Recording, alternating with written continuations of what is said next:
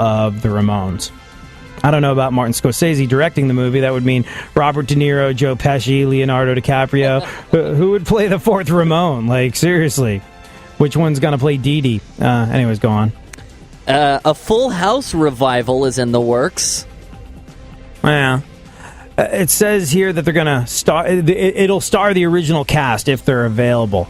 That's a little presumptuous of the people who are putting together the Full House revival to assume that the original cast is going to be available, able to drop everything they're doing at a moment's notice just to participate in their piece of nostalgia. It's not like those Starbucks are going to assistant manage themselves, is it? No, it's not. Or, as it turns out, maybe it's not like that particular Java Jugs is going to assistant manage itself. John Stamos is falling on hard times. You want cream for that? What else?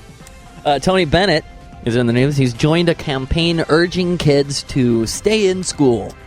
Right, because if there's one person kids will listen to, it's the favorite singer of their great-great-grandparents. That makes sense. Continue. Take it from me. Stay in school. ZZ Top has canceled 2 weeks of concerts because their bassist, Dusty Hill, fell and injured his hip. Yeah, poor Dusty. Apparently he has legs, but did not know how to use them. Thank you. The whole day's been building up to that. What else? Boom chink. Cleveland Browns quarterback Johnny Manziel just shot a Snickers commercial. Fitting! Since this preseason, all you can hear are Snickers after most of his passes. He's Tebow 2.0. Go on. And 1/5 of women stalk their exes online with fake social media profiles. Hear that, Maria? Ironically, the relationships ended because those women often faked something else. Just be honest about what you want. I like free speech. Do you like free speech? Free speech is good. It's one of the principles around which this country was founded. And I don't buy into this whole, well, the founding fathers would have wanted this, or the Constitution says that, or the Bible says this. Yeah, the founding fathers existed in a time that was significantly different to us. And like the way people bang on and on about the Constitution, like, I get it. It's a very, very important document, but it's not an infallible document, hence all the freaking amendments. So people that like live their life according to the Constitution, I don't know. Either you're covering something up, either you're looking to twist something around for your own purposes, or you live a very sad life. And before people go labeling me, as they often do when they listen to this show, they take into account my half-English heritage and like, red coat. No, I didn't say that.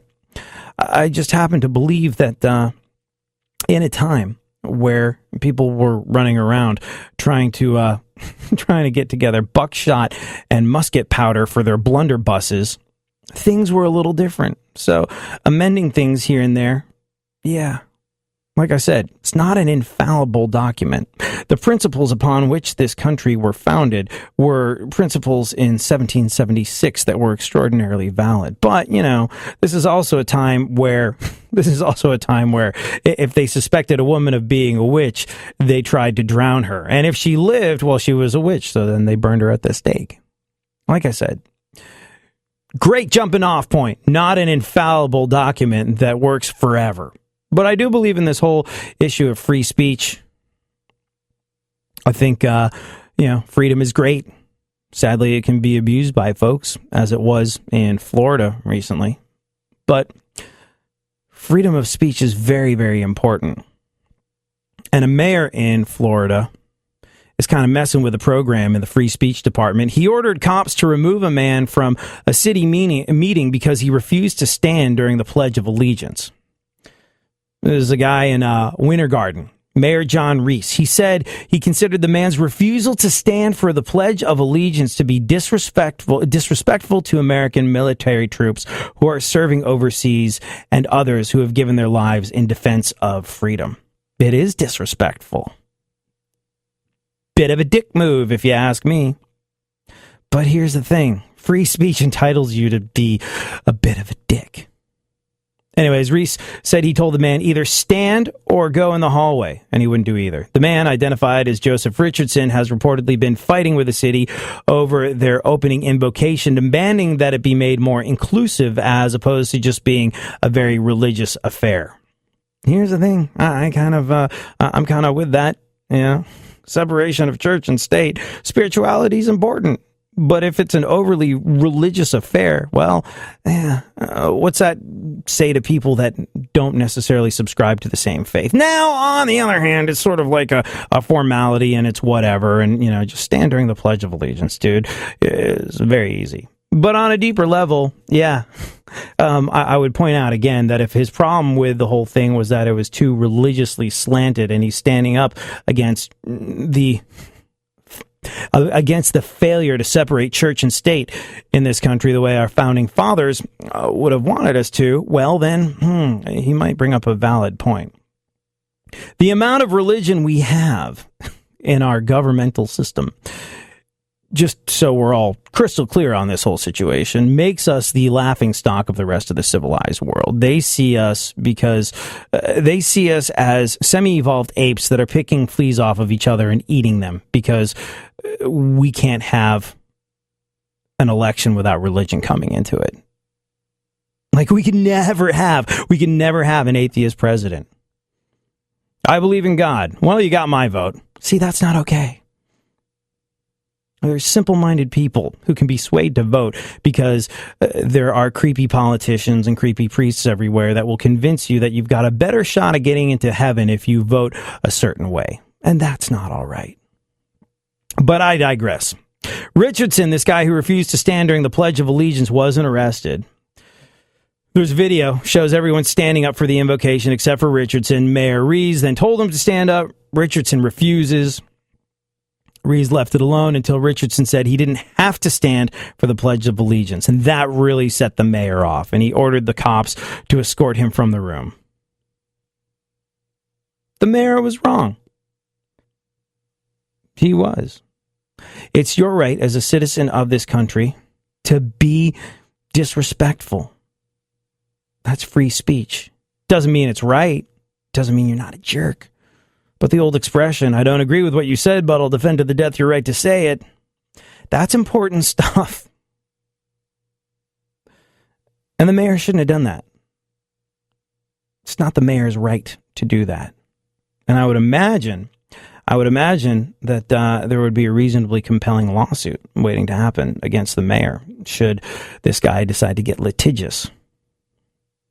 But nevertheless, not standing, bit of a dick move.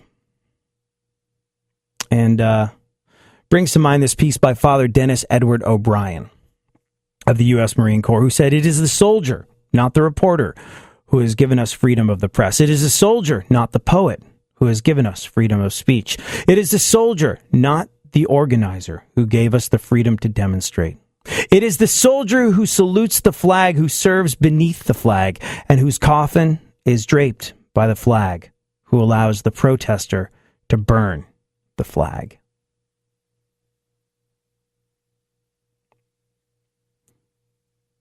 Just let that sink in for a second, shall we? That's the problem with freedom. Well, it's great and while I'll defend it to the last drop.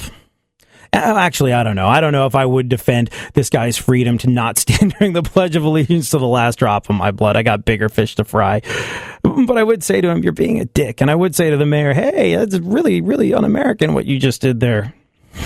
You're both awful. Just awful. It's an important thing to remember. It's an important thing to recall why we have the freedoms that we exercise on a regular basis, including the freedom to burn the flag if you feel like doing that. If you are a card-carrying jihadist that wants to burn the flag and you happen to be an American citizen on American soil, well, it's not the smartest, nicest thing to do, but it is your right, weirdly enough. And that is a price we pay for living in a free country. People abuse that freedom. And you can abuse that freedom within the boundaries of the law.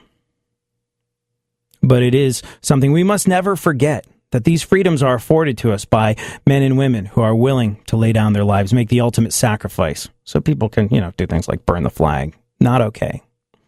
But what is less okay is that these soldiers who are willing to die to give us the freedom that so many abuse are not being looked after when they come home. We don't have a ton of time, but whenever stories like this come up, it always reminds me of the fact that the government who suckered these people into fighting and perhaps dying in the U.S. military, in many cases, not all cases, but in many cases, suckered them in with promises that they would be looked after for their service. They're not taking care of these people when they come home. 1 out of 3 homeless is a veteran. We can do more, and we have to do more to look after them. I'll leave you with that as you head into your post-Labor Day week. Thank you so much for hanging out. So